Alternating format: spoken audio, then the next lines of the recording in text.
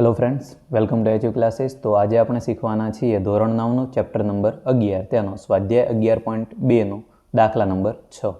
તો સ્ટાર્ટ કરીએ. દાખલા નંબર 6 છે કે જે ગોળાની વક્ર સપાટીનું ક્ષેત્રફળ 154 સેન્ટીમીટરનો વર્ગ હોય તો તેની ત્રિજ્યા શોધો. તો દાખલો એકદમ સિમ્પલ છે. અહીં આપણને હિન્ટ પણ આપેલી છે કે ગોળાની વક્ર સપાટીનું ક્ષેત્રફળ આપણને આપેલું છે અને તેની પરથી આપણે ત્રિજ્યા શોધવાની છે. તો સૂત્ર કયું આવશે આની અંદર? ચલો, જો આપણને અહીં કીધેલું છે કે ગોળાની વક્ર સપાટીનું ક્ષેત્રફળ, તો આપણે લખીશું કે ગોળાની વક્ર સપાટીનું ક્ષેત્રફળ.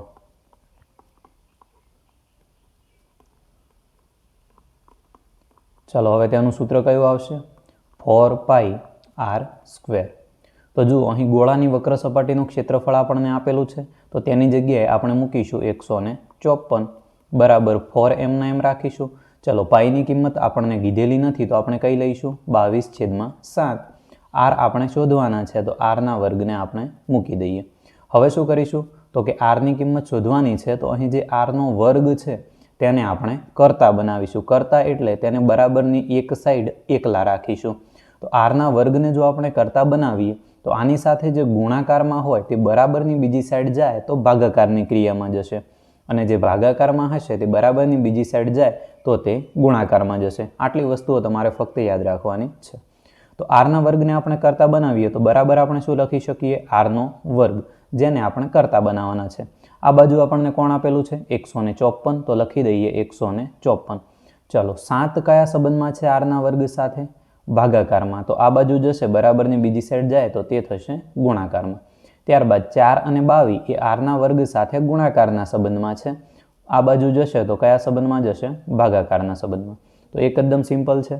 ચલો, હવે કોણ કોણ કેન્સલ આઉટ થાય છે? તો 22 એટલે આપણે લખી શકીએ કે 11 ગુણ્યા 2. તો હવે જુઓ, 154 ને 11 વડે ભાગી શકાય. કઈ રીતે? જુઓ, 11 એકા 11 અને 11 ચોક 44. ત્યારબાદ 2 સિત્તા 14. હવે ઉપર કોણ વધે છે? તો આરનો વર્ગ બરાબર આપણને કોણ મળે છે? ચલો, ઉપર કોણ વધ્યું? 7 અને 7 એટલે સીત્યું 49. ત્યારબાદ ભાગાકારમાં કોણ વધે છે? 4. તો હવે તમે કહેશો કે આટલા સુધી તો દાખલો તો અમને પણ આવડે છે, હવે આનું વર્ગમૂળ કઈ રીતે નીકાળીશું આપણે? તો હવે કેટલાક મિત્રો અહીંયા ભૂલ કરશે કે 49/4નો ભાગાકાર કરશે અને પછી જે પોઈન્ટમાં જવાબ આવશે તેનું વર્ગમૂળ નીકાળશે. તો એ તો તમને ટફ પડી જાય. તો આની અંદર આપણે શું કરીશું? ડાયરેક્ટ વર્ગમૂળ નીકાળીશું. તો આરના વર્ગનું વર્ગમૂળ એટલે બંને સાઈડ આપણે વર્ગમૂળ કરીએ તો આ રીતે લખી શકાય, 49/4. તો હવે શું કરીશું આપણે? જુઓ, તો આર બરાબર, હવે જુઓ, અંશનું વર્ગમૂળ નીકાળી દો ને છેદનું વર્ગમૂળ નીકાળી દો. અંશમાં 49 છે તો 49નું વર્ગમૂળ થાય 7. ત્યારબાદ ભાગાકારમાં 4 છે તો તેનું વર્ગમૂળ થશે 2. નીકળી ગયું વર્ગમૂળ. એકદમ સિમ્પલ છે.